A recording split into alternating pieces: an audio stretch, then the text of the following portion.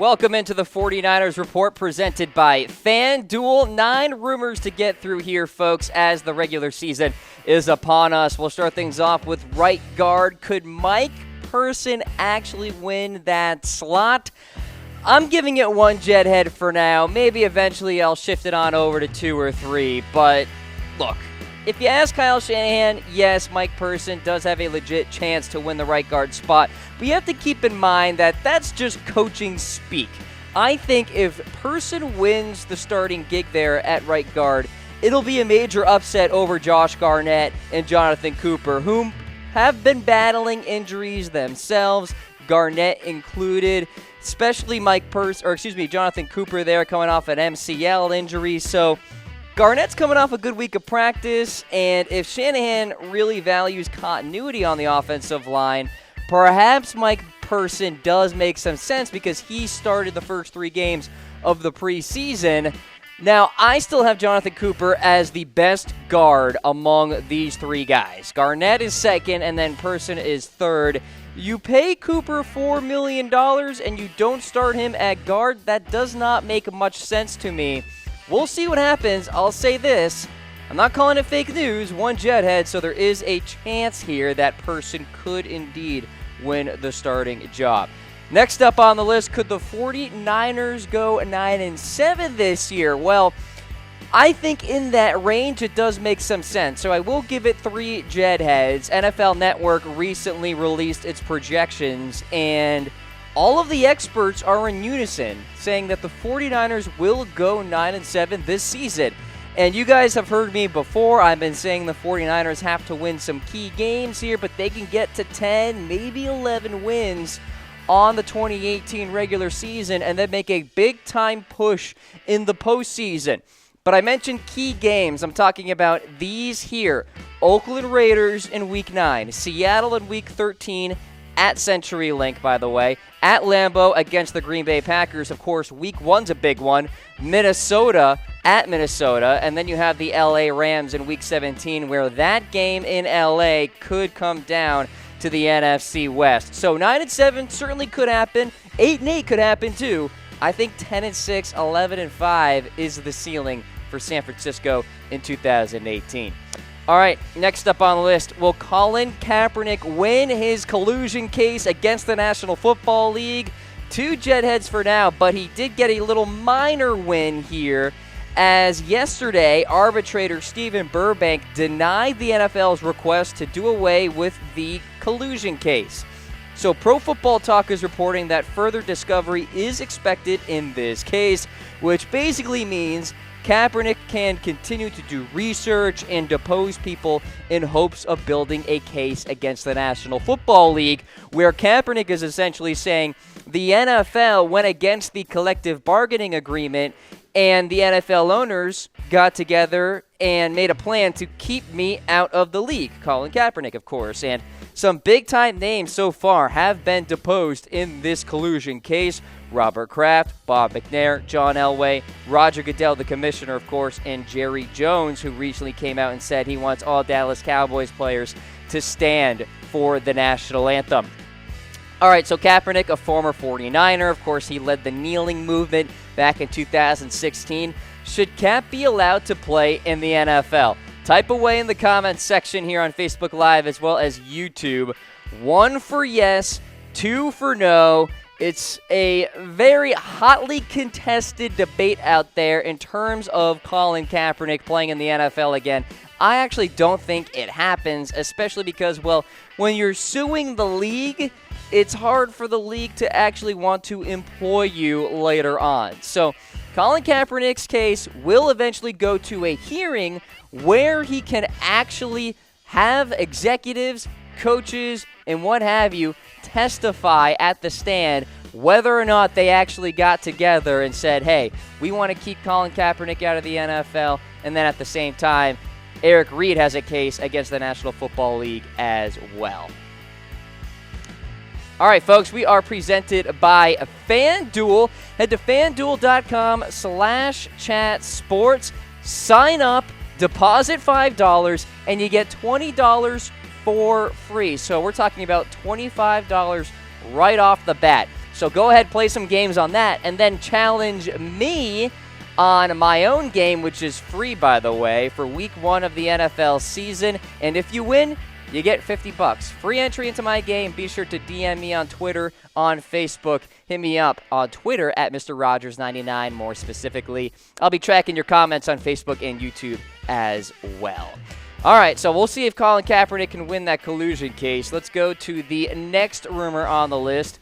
DJ Reed impressed in the preseason? 4 Jetheads here. He played pretty darn well, ladies and gentlemen.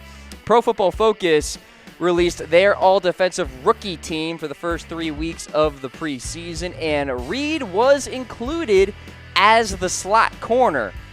But Reed just isn't a slot corner, folks. He has special teams ability. He can play safety as well.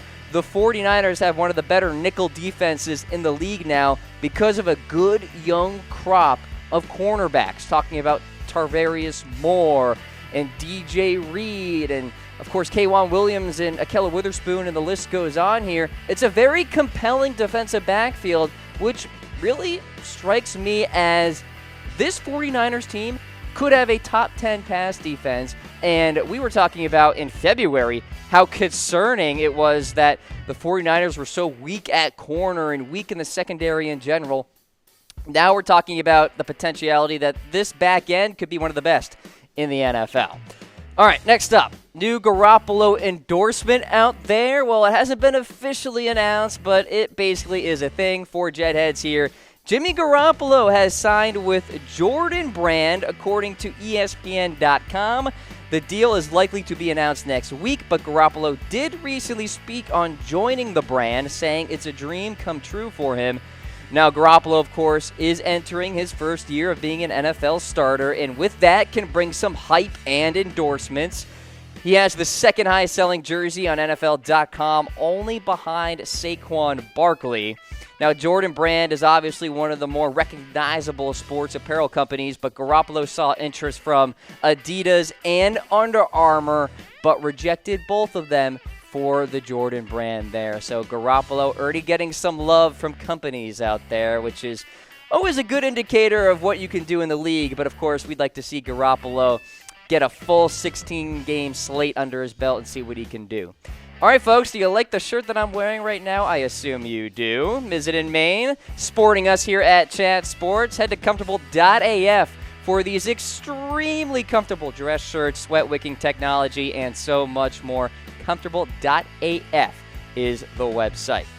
All right, next rumor here on the list. Optimism out there for the pass rush. Well, it sure sounds like there is some, so I'll give it 2 Jetheads here.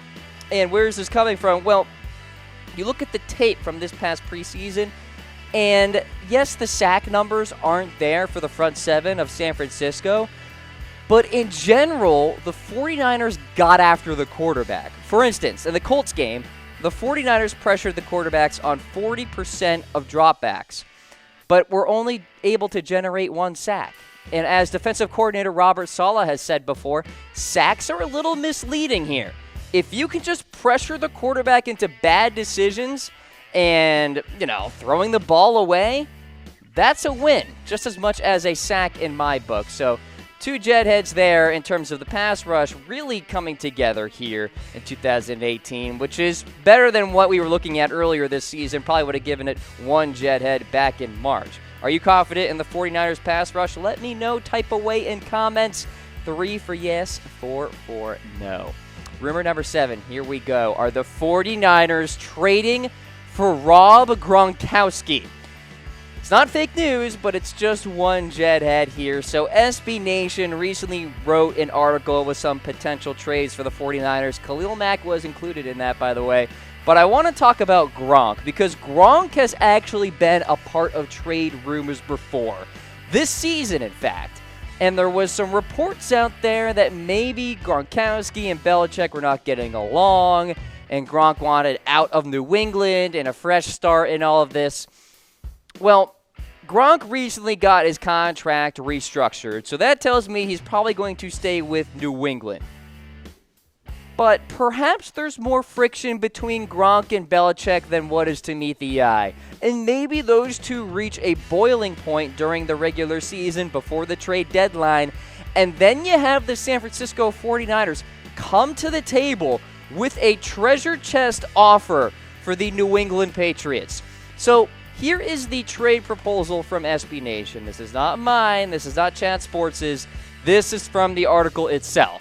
So the 49ers, of course, get Rob Gronkowski. The Patriots get a 2019 first-round pick, George Kittle, slated to be a starting tight end, and a 2019 sixth-round conditional pick.